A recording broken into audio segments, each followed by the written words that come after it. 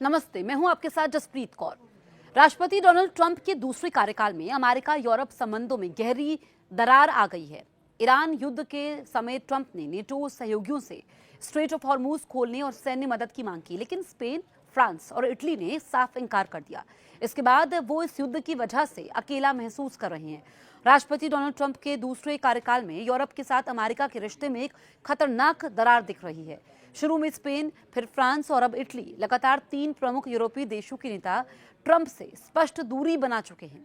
ये दूरी ईरान युद्ध के समय ये चीज सबसे ज्यादा नजर आई जब ट्रंप ने नेटो सहयोगियों से स्ट्रेट ऑफ हॉर्मूज खोलने सैन्य सहयोग की मांग की, लेकिन ज्यादातर यूरोपीय देशों ने उनकी इस योजना को लेकर साफ इनकार कर दिया। स्पेन सबसे पहले हुआ अलग। आपको बताएं कि मार्च 2026 की शुरुआत में स्पेन के पीएम पेड्रो सांचेज ने सबसे मजबूत रुख अपनाया।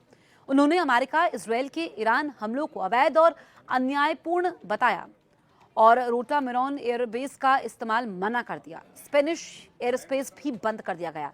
ट्रंप ने बदले में स्पेन के साथ सारे व्यापार संबंध तोड़ने की धमकी दी और कहा कि स्पेन के साथ हमें कुछ नहीं चाहिए। सांचेज ने इस पर सीधा जवाब दिया कि युद्ध का कोई विकल्प नहीं है। स्पेन ने चीन की यात्रा कर बीजिंग के साथ नए समझौते भी किए। फ्रांस ने भी किया किनारा। फ्रांस के राष्ट्रपति इमैनुअल मैक्रो ने अमेरिकी विमानों को इजरायल जाने वाले हथियारों के लिए अपना एयर स्पेस इस्तेमाल करने से इनकार कर दिया।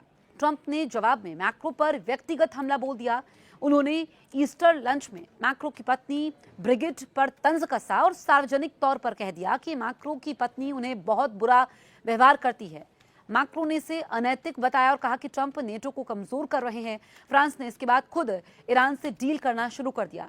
बहरीन के हॉर्मूज पर शक्ति प्रयोग के प्रस्ताव के भी खिलाफ उसने वोट किया, स्पष्ट किया कि वो हॉर्मूज खोलने के लिए बल प्रयोग का समर्थन नहीं करता। अब इटली ने भी दूरी बना ली है। ट्रंप की सबसे करीबी मानी जाने वाली इटली की पीएम जॉर्जिया मेलोनी भी अब पीछे हट रही हैं। इटली ने यहां पर सिगोनेला एयरबेस पर अमेरिकी बॉम्बरों को लैंडिंग की अनुमति देने से इनकार कर दिया। मेलोनी ने ट्रंप की टिप्पणियों की दुर्लभ आलोचना की। घरेलू चुनावों के चलते मेलोनी अब ट्रंप से जुड़ाव को अपनी लायबिलिटी मान रही हैं। ट्रंप ने मेलोनी को लेकर सीधे सीधे कहा कि उन्होंने मेलोनी को लेकर ऐसा नहीं सोचा था और उनके इस तरह के व्यवहार से वो चौंक गए हैं।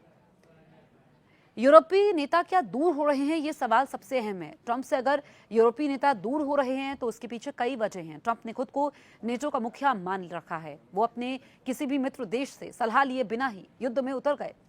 इसके अलावा भी कई वजह हैं जो यूरोपीय देशों को ट्रंप से दूर ले जा रही हैं। ईरान युद्ध पर ट्रंप ने नेटो सहयोगियों से पहले बात नहीं की। यूरोप को लगा कि अमेरिका उन्हें अपने युद्ध में खींच रहा है, जबकि वो खुद को इसमें नहीं देखते। यूरोप में ईरान युद्ध बेहद अलोकप्रिय है। तेल की कीमतें बढ़ने से अर्थव्यवस्था पर बोझ पड़ा।